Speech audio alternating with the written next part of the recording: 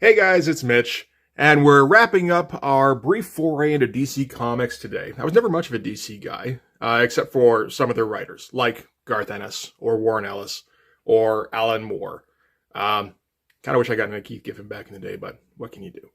Anyway, we're checking out Hitman number 3 today. But before we get into it, if you enjoy the channel, if you feel like you want to be a bigger part of it, what you can do is in the description, there's a link to my Patreon.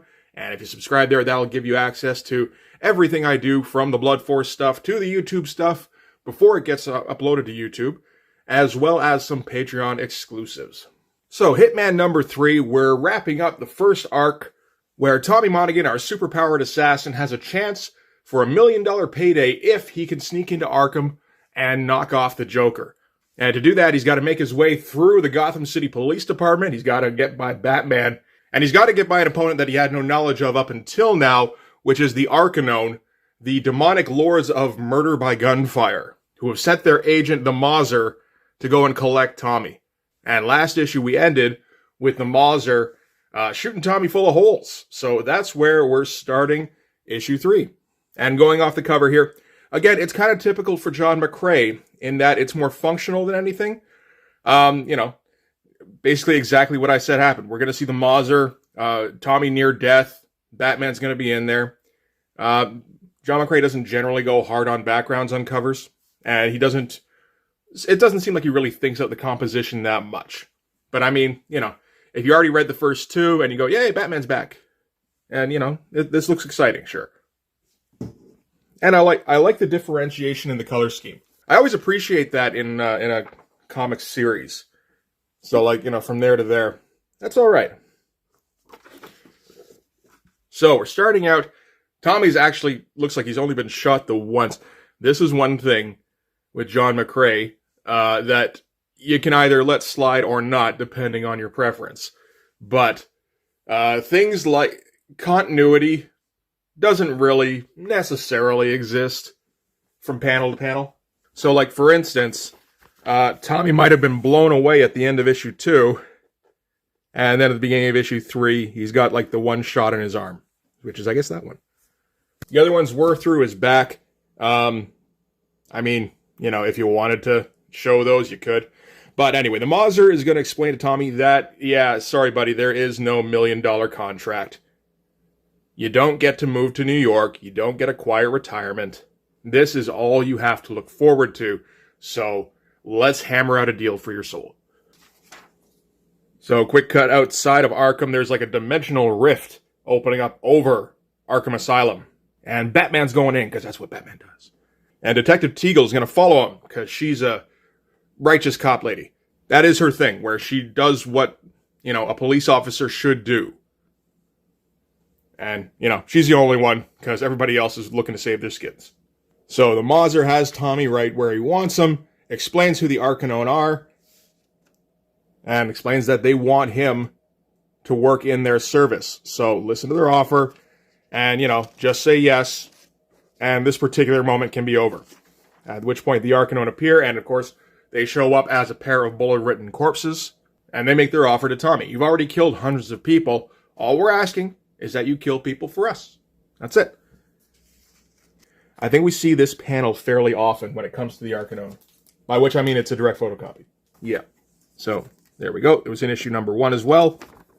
And that's it. They weren't in issue number 2 much. I think basically just so you'd kind of forget about them for a second. So the reason they need Tommy is they need somebody to basically go and spread their influence on Earth. If he's killing in their name, and he's making, and it's becoming known that the Arcanone are a force, the Arcanone get more power. So for example, he tells them who the Mauser was. Originally, they were a band of, I believe it's not exactly SS officers. It's more like a branch of them. I'm not for sure. But he's referred to them before in Preacher, I believe. Where they would just go into a village and basically slaughter everybody.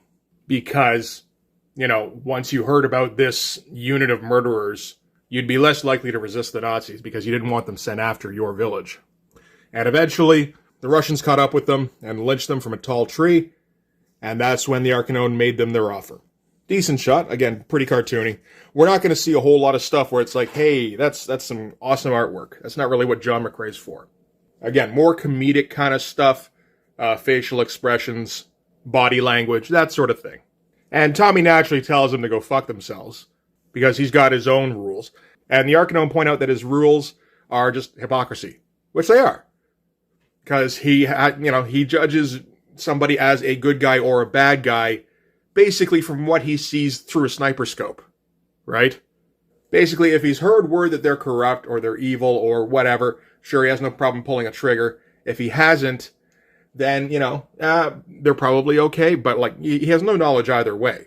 So Tommy still has that 44 from the Demon Annual number 2, and he's able to pull it out now and take a shot at the Mauser. Does a little bit of damage. Tosses a grenade, and is able to get running. And we get Killer Croc here, who will show up more in a minute. And we get Garth Ennis doing, I don't know, like a bad Seinfeld impression. I guess he wasn't a fan.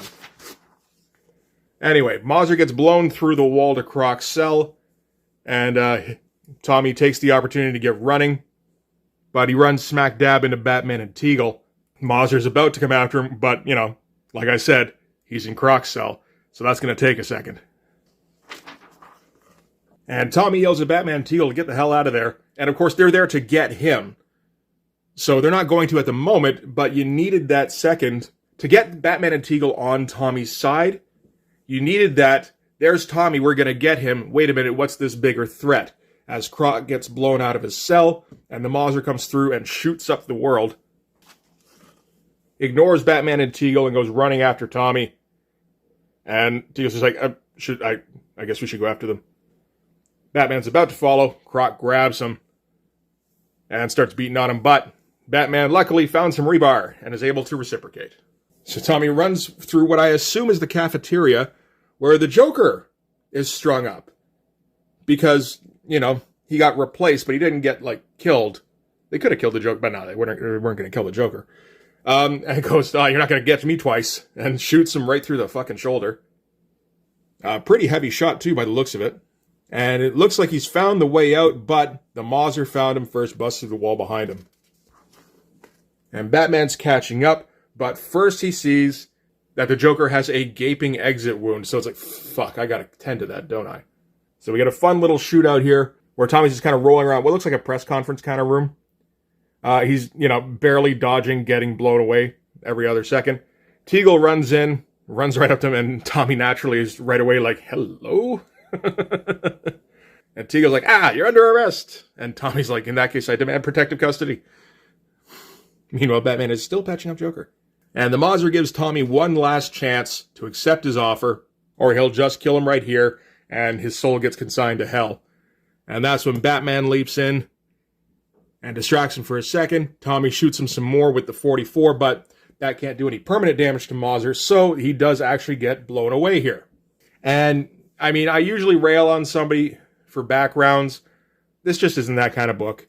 Nobody's going to strive for realism. And again, we're not doing compositions. It's all just for kind of comedic action. And it does well at that. So now Batman is fighting the Mauser while Tommy's in deep shock. Because he's got 4 or 5 bullet holes through his chest. And Batman can't do much against the demon for long. But he's able to distract him just long enough for Tommy to read his mind, realize that if he gets to Mauser's gun, he can do something. One of them. Teagle's able to shoot a gun out of the Mauser's hand. Tommy runs up. Nice shot. Get the nice slow-mo shot of the gun turning in the air. Pretty quickly done. And photocopied, too, I'm quite sure. We get the one thing that Tommy's good at in a gunfight situation, which is, what is it? Bastard turns on me. Scared for the first time, and he's fast all right, but let me tell you, you put a gun in my hand, nobody's faster. And that's a cool shot, finally. Blows off a bunch of the Mauser's arms. And now, tables have turned. But yeah, every once in a while you will get a badass shot, and I'm pretty sure when they were selling this book, this is the kind of thing they weren't going to do anything from the previous pages. So now Tommy has the Mauser dead in his sights as the Arcanone kind of teleport in. Mauser's like, God damn it, let me yield. He's just going to kill me. It's like, you fucking yield and we will fuck you up forever. kind of cocks the hammer, and he yields. He gives in. So the Arcanone make Tommy one final offer, and they predict a time when the superhumans, all of them, will grow angry with him because he brings guns and bloodshed to their world of colored suits and black and white morality. And when that time comes, he's going to wish that they stood with him. And that does kind of come to pass not too long from now. It doesn't become the theme of the book or anything, although at this time they might have thought that was what it was going to be. But, I mean, we do get some superhero cameos not too long from now. So Tommy tells the Arcanone to blow, and they teleport out. But he's, got a bunch of holes in him, so he's probably dying. So the Mauser's able to fix that instantaneously, even able to replace his shades. Isn't that nice? And we get our nice shot of, again, facial expressions is one of the best things John McCrea does. And Tommy just needs the Mauser to do one more thing. And he just wants you to say, the Arcanones suck. But what? No, I can't do that. Sure you can. Can't you? It's a gun right up to his nose. And this is like one of my favorite exchanges here. We're just like, the Arcanone. Yeah, the Arcanone. What do? They suck. And the Arcanone aren't too fond of that. There's so many of these moments during the Hitman series where it's like, remember that bit? Oh, that bit's so good. So, the Mauser's gone back to hell. Tommy's healed right back up, and he's got a gun on Teagle and Batman. And he tries to convince Batman, dude, just lay off. I'm not your problem. I'm not going to do supervillain shit, or, sell smack to kids, or, rob old ladies, or try to teleport Gotham to the moon. I kill the guys who do that. Just, leave me alone. It's like, no, you kill those guys, that's my problem. And we're going to cut quickly back to hell, where the Arcanone are showing the Mauser the extent of their displeasure, where they've basically taken him apart, and they're going to rebuild him so that he can maybe serve them better and have a bit more spine next time. So, Batman swears he's going to bring Tommy to justice, and we will see him again eventually. Not for a long time, though. Teagle swears that she's going to shoot all the teeth out of his stupid grin. We will see her again. She does not shoot his teeth out. And Joker swears he's going to carve his smile into his still-living heart. We never see the Joker again. But it's a nice little, maybe I should get invested in this comic kind of thing, right? And we get a nice wrap-up. These inner monologues are nice. Again, it helps us to relate to Tommy because, you see what's in his innermost thoughts, sure, but what's in there is a decent dude, like I said. So he's got this little voice in his head that says you should have whacked him and saved yourself a world of trouble in the future. But, as he says, it's a sad, stupid little voice, and the higher the sun comes up, the more night turns into day, and the quieter that voice gets. So he never got his $1 million. All he got was damn near killed, and some very bad people pissed at him. But still alive, so he's going to go get home, get some sleep, call Pat, and have a drink with him and Sean, and then he's going to go check out that second date with Wendy. And again, nice close-up shot of Tommy to end on. And that's it for A Rage in Gotham. What's coming up next?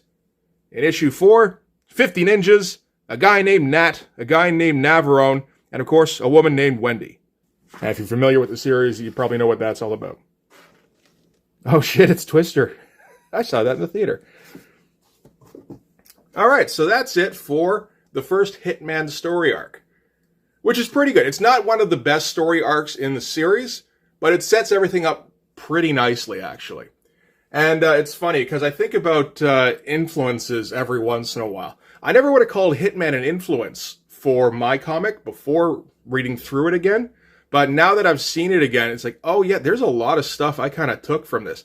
Particularly the tone, I think. It is a very Garth Ennis tone. He does it again in The Boys, and there's elements of it in Preacher, and not so much in Punisher, but But you got a very genre story, and it's not taken seriously, but the story moves along, and it's done in kind of a cartoony style. Mine kind of fluctuates, but it does certainly have its moments, where a lot of the comedy is dialogue-based or situational, and is just executed well.